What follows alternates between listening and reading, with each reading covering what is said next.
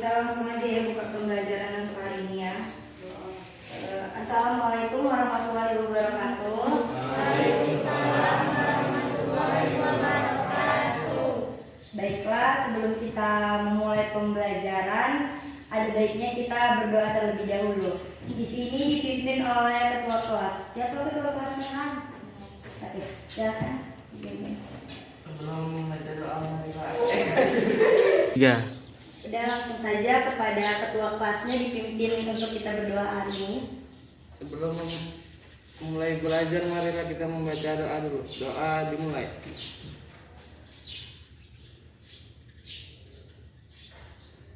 Doa selesai.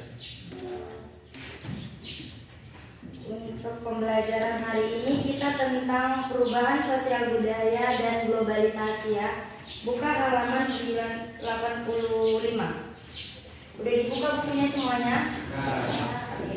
Tapi sebelum kita masuk ke pembelajaran, Ibu mau absen terlebih dahulu ya.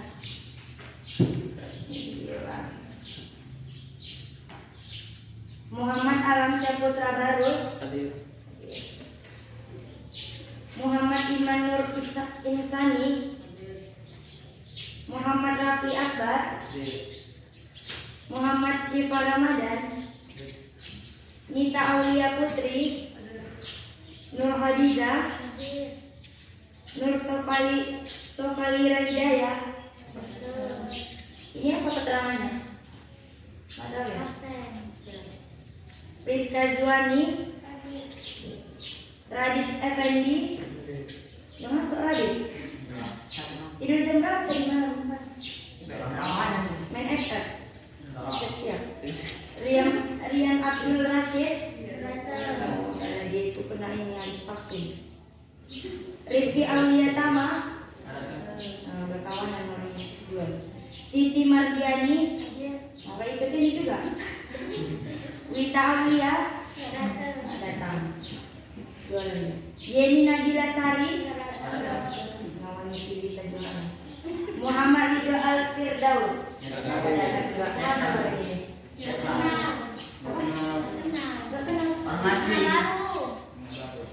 baru tuh sekarang datang lagi tuh. Gak pernah datang. Satu tahun datang Kita di sekolah 1 tahun gak pernah datang. sekali dia datang sekali tuh. Itu ada datang gitu. Takut dia sama kalian. Iyalah makan. Ya kan. Nah, langsung aja kita yang masuk ke perubahan sosial budaya dan globalisasi. Siapa di sini yang tahu arti perubahan? Apa sih kalau kalian dengar kata perubahan, apa sih yang ini kalian terpikir gitu? Ada yang tahu nggak? Berubah ya kan? Misalnya zaman dulu mana ada HP, sekarang udah ada. Itu namanya perubahan, benar kan? Nah, di sini kita akan membahas tentang perubahan sosial. Jadi, perubahan sosial itu adalah perubahan unsur-unsur atau struktur sosial dan perilaku manusia dalam masyarakat dari keadaan tertentu ke keadaan yang lain. Nah, contohnya seperti yang kakak bilang tadi, dulunya sebelum adanya mobil, orang berpergian naik apa? Sepeda. Dulu masih ini kan masih naik sepeda gitu. Tapi sekarang kita jarang sekali menemukan orang yang naik sepeda, benar?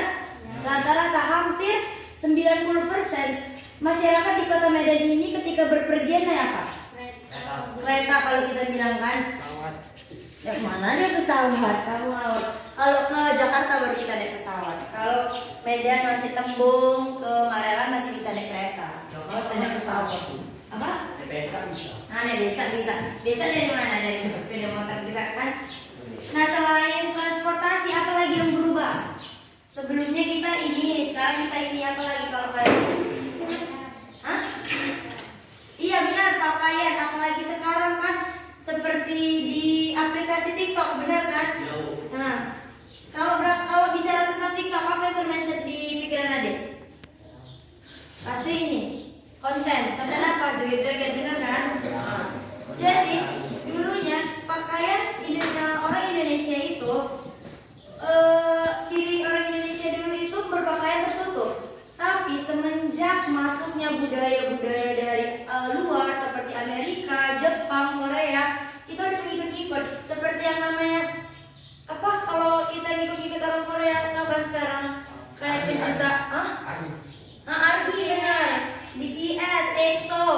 kayak gitu kan. Sampai ada yang bilang lagi jalan-jalan kayak beli ini beli nggak penting pakaian foto. Mereka mau menghabiskan duit mereka hanya untuk pakaian, bener kan? Padahal orang itu gak kenal sama ini yang ngefans sama mereka. Selain pakaian apa lagi? Alat komunikasi. Ini perubahan nggak? Alat komunikasi. Dulunya zaman-zaman nenek-nenek moyang kita dulu nggak ada ini. Kalau orang mau ngirim pesan atau ngirim kabar itu dari mana? Surat. Kalau surat datangnya berapa lama? Misalnya mengabarkan orang meninggal. Meninggalnya hari ini sampai ke rumahnya bisa seminggu lagi setelah dikuburkan. Tapi kan sekarang udah ada namanya gadget. Ketika mau ngabarin ini hari ini meninggal, udah jangan kan meninggal.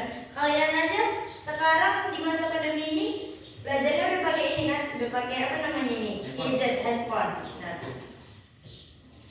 Nah, jadi perubahan sosial budaya itu memiliki dua bentuk. Yang pertama bentuk apa? Ada yang tahu? Ya benar. Satu lagi. Ya. Siapa di sini yang tahu perubahan revolusi? Perubahan cepat. Ya, perubahan cepat. Contohnya? Ada yang tahu contohnya? Handphone. Oke, boleh. Tapi kakak perbaiki lagi ya. Perubahan cepat atau yang biasa disebut dengan revolusi itu, contohnya itu revolusi industri. Yang pertama terjadi di Inggris pada abad ke-18. Nah, Inggris itu merupakan negara yang proses industrinya itu cepat. Jadi ketika dulu kala di Inggris itu masih menggunakan alat-alat yang seadanya. Tetapi pikiran mereka itu ini maju. Jadi mereka membuat alat-alat industri secara terus-menerus. Akhirnya mereka merupakan negara industri pertama yang menciptakan ini gitu. Oke. Yang kedua yaitu ada perubahan lambat yang namanya apa? Evolusi. Contohnya itu perubahan pada struktur masyarakat yang seperti yang kakak bilang tadi. Pakaian itu merupakan perubahan yang lambat karena kenapa? Dulu itu sampai berapa tahun perempuan Indonesia itu masih menggunakan pakaian yang tertutup kan, pakai kebaya kan.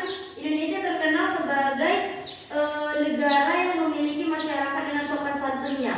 Tetapi semakin kesini semakin berkembang zaman, masuknya budaya-budaya dari luar seperti budaya dari Amerika, Jepang, Korea, kita mengikut. Seharusnya kita ini sebagai Indonesia malah melestarikan kebudayaan kita, tetapi kita untuk saat ini enggak. Kita mengikut terus kan. Misalnya orang Korea pakai pen, kita pakai. Padahal kan apalagi kita seorang muslim, itu kan dilarang di agama, benar kan? Nah, jadi sebaiknya kalau di sini pesan kakak, kita ini sebagai perempuan muslim hendaknya menutup aurat dari atas sampai bawah. Karena kenapa? Itu sama saja menjaga martabat kita sebagai perempuan gitu. Oke? Masuk kita ke materi selanjutnya. Tentang yang ketiga, perubahan kecil dan perubahan besar. Siapa di sini tahu perubahan kecil? Contoh perubahan kecil.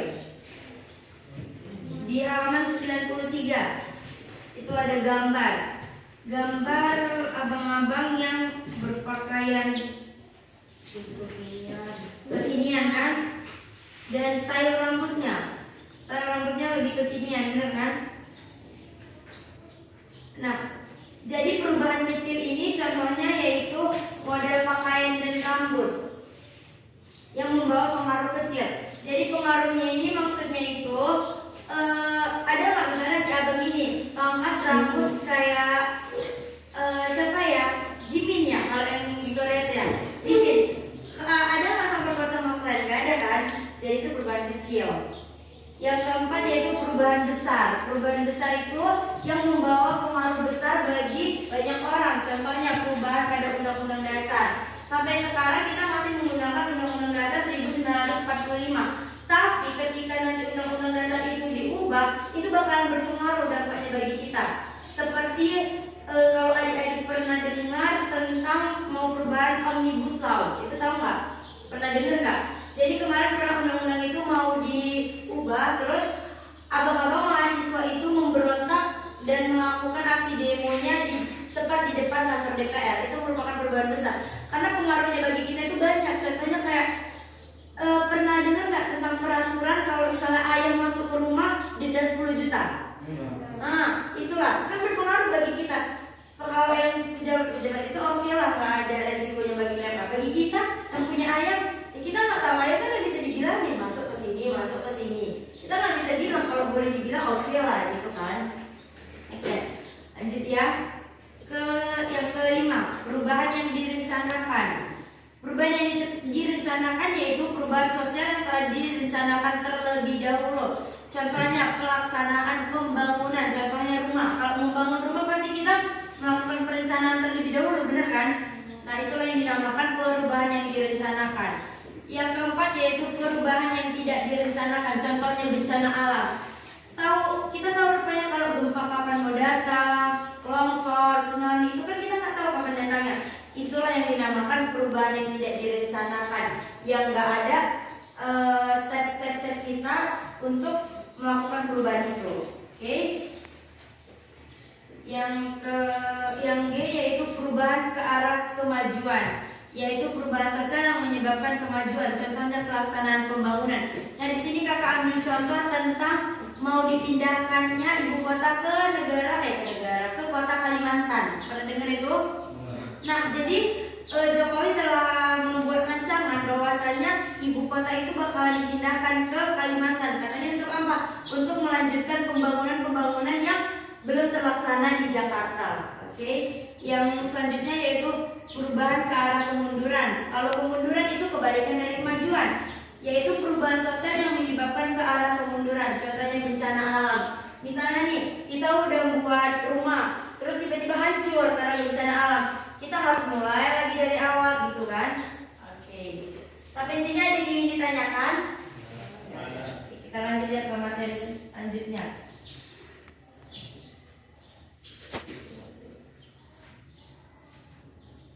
Yaitu tentang faktor penyebab dan penghambat perubahan sosial budaya di halaman 97.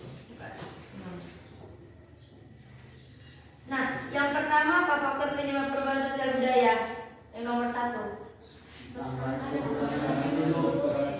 Oke, di sini siapa yang bisa menjelaskan kenapa sih bertambah dan berkurangnya penduduk itu bisa menyebabkan perubahan? Ada yang tahu nggak? Nggak ada yang tahu. Oke, di sini kita baca terlebih dahulu. Indonesia termasuk negara dengan jumlah penduduk yang besar. Penduduk Indonesia mendiami ribuan pulau yang tersebar dari Sabang sampai Merauke. Berdasarkan data kependudukan dunia tahun 2012, Indonesia menempati urutan keempat jumlah penduduk terbesar di dunia. Nah, kenapa bertambah dan berkurangnya penduduk itu menjadi salah satu faktor? Dikarenakan seperti di Cina, kakak ambil contoh. Cina merupakan negara nomor 1 paling banyak penduduknya di dunia. Kalian tahu semua kan? Jadi dengan banyaknya populasi mereka, pembangunan ini nggak bisa ke Indonesia, nggak boleh begini, nggak boleh melebar, mereka harus ke atas. Makanya di Cina itu bangunan semua tinggi-tinggi. Biar apa? Biar nggak terjadi kepadatan penduduk, walaupun penduduk di sana itu banyak. Jadi rumah itu harus dibuat rumah susun, gitu.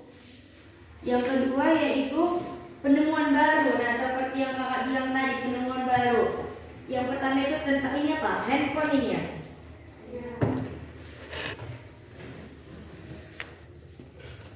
Nah, handphone kita udah tahu pasti. Dengan adanya penemuan baru, contohnya itu handphone bakalan merubah semua kebiasaan banyak orang. Contohnya saja kakak ambil jual beli. Dulu jual beli kalau misalnya mau belanja harus ke pasar, kalau mau beli pakaian harus ke toko. Sekarang nggak usah, tinggal megang handphone, buka Shopee, check out, langsung beli, langsung datang dan sekarang kan kita nggak perlu capek-capek datang ke toko, ke pasar atau kemana gitu. Jadi sebenarnya ada dampak positif dan dampak negatif dari perubahan ini. Yang pertama yaitu mempermudah kita saat belanja, tapi ada dampak negatifnya. Masyarakat Indonesia itu jadi konsumtif. Konsumtif itu apa? Kayak gampang kok, nggak perlu keluar rumah, jadi tinggal tekan aja kita udah bisa beli gitu, ngerti kan? Yang ketiga yaitu adanya konflik ini tadi. konflik itu mengapa bisa membuat perubahan sosial itu dikarenakan terjadinya kehancuran. Jadi karena adanya kehancuran itulah yang menyebabkan terjadinya perubahan. Baru yang keempat tadi, terjadinya pemberontakan atau revolusi seperti yang udah kakak jelaskan tadi tentang revolusi yang ada di Inggris ya. Udah. Yang kelima yaitu perubahan lingkungan alam. Nah, yang seperti yang kakak jelaskan tadi, perubahan lingkungan alam itu contohnya gempa bumi, longsor, apalagi tsunami, angin puting beliung gitu. Yang keenam yaitu peperangan. Nah, ini kenapa peperangan menjadi penyebab terjadinya perubahan sosial budaya? Contohnya, Indonesia pernah dijajah oleh siapa aja? Belanda, Jepang. Nah, jadi kita ini pekerja tentara tau kan? Nah, kita ini tentara ini ngikut dari Jepang karena dulunya orang-orang yang laki-laki maupun perempuan yang ada di Indonesia itu diajari oleh Jepang agar bisa membantu mereka saat melakukan pekerjaan gitu. Jadi perubahan itu muncul itu dikarenakan terjadinya peperangan sehingga orang-orang Indonesia itu ngerti maksudnya, oh ini kita udah diajarkan nih sama tentara Jepang tentang ini baris per baris, ya udah kita kembangkan gitu. Yang ketujuh yaitu pengaruh kebudayaan masyarakat lain. Nah, ini contohnya yaitu di sini ada nggak yang orang Mandailing? Nggak ada ya? Di sini suku apa semuanya? Jawa. Ada suku apa? Jawa. Nah, di sini maksud dari pengaruh kebudayaan masyarakat lain itu contohnya tentang apa ya kakak ambil? Tentang kebiasaan orang Hindu. Orang Hindu kebiasaannya itu ini kan apa bunga gitu kan. Orang itu kan identik khasnya dengan masalah bunga. Sesajen. Itu awalnya itu yang membuat itu agama Hindu. Tetapi karena Hindu itu berasal dari Bali dan Bali itu berdekatan dengan Jawa, mengikutlah gitu. Jadi orang Jawa sering ngikut-ngikut buat sesajen segala macam gitu. Ya. 3. Nah, tadi kita sudah membahas tentang faktor penyebab perubahan sosial budaya. Materi sekarang kita tentang faktor penghambat. Nah, selain ada faktor penyebab, kita ada yang namanya faktor penghambat perubahan sosial budaya. Yang menghambat perubahan sosial budaya yang pertama yaitu kehidupan masyarakat terasing. Maksudnya itu ada masyarakat yang terasing belum tentu kehendak mereka.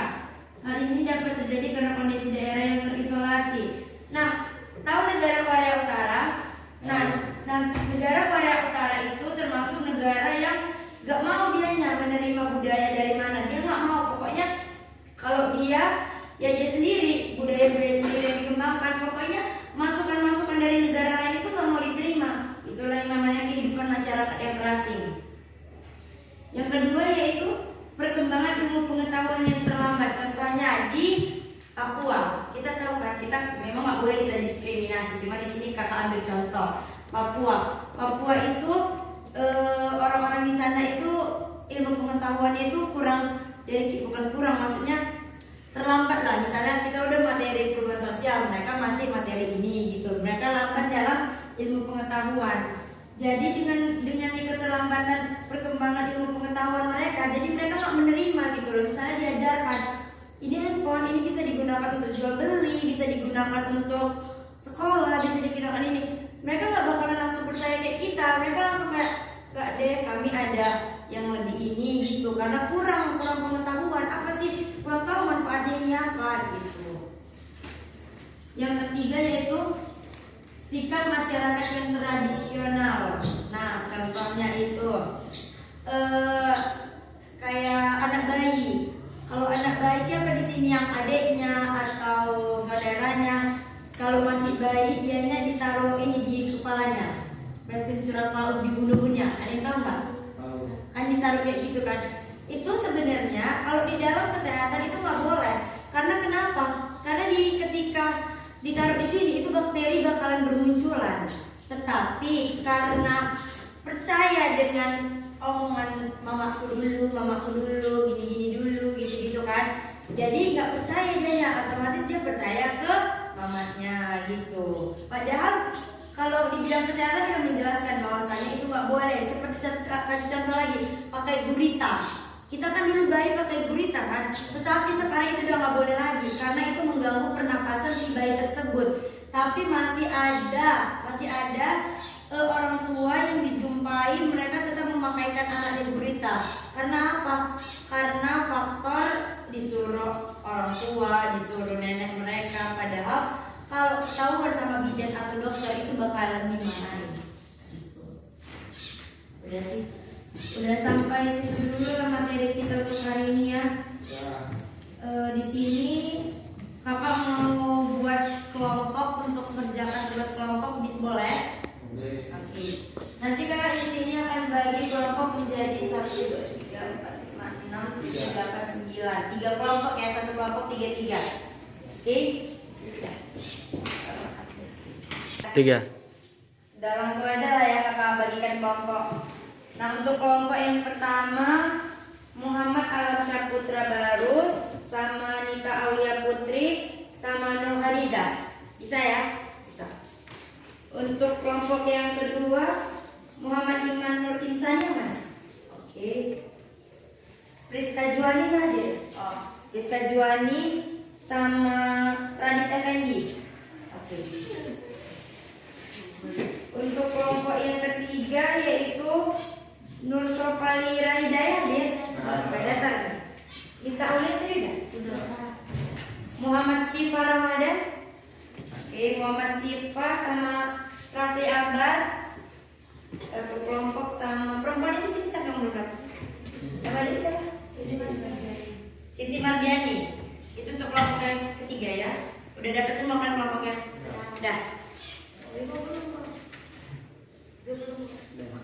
Udah tadi.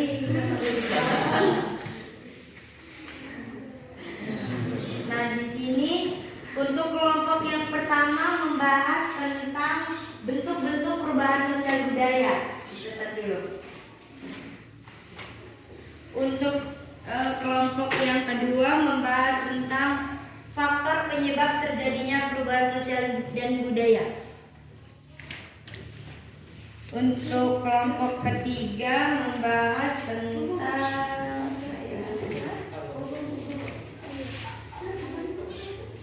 Untuk kelompok 3 membahas tentang faktor penghambat perubahan sosial budaya.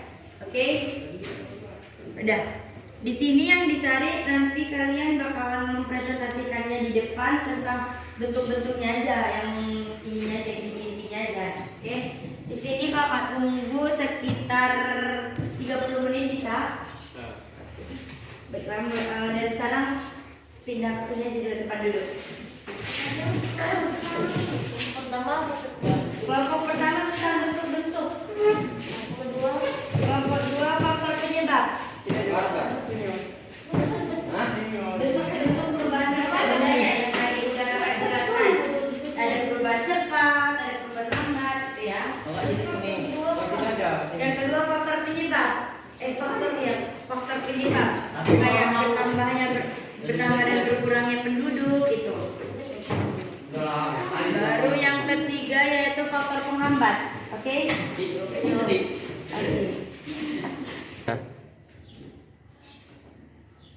Oke, berhubung jamnya sudah berakhir, tugasnya belum selesai ya?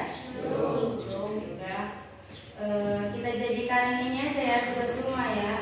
Minggu depan pas kakak datang dikumpul kayak setiap kelompok maju satu-satu terus mempresentasikan hasil diskusinya ya. Udah.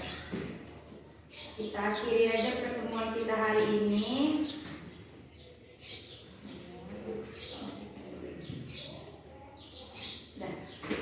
Baiklah, kita akhiri pertemuan kita hari ini. Kakak mohon maaf apabila ada kesalahan ketika menyampaikan materi yang menyinggung perasaan adik-adik semuanya. Kakak mohon maaf, mohon izin. Sebelum kita mengakhiri pelajaran kita hari ini, kita tutup dengan mengucapkan hamdalah. 1, 2, 3. Alhamdulillahirobbilalamin. Semoga ilmu kita ini bisa bermanfaat bagi banyak orang. Akhiri dengan assalamualaikum warahmatullahi wabarakatuh.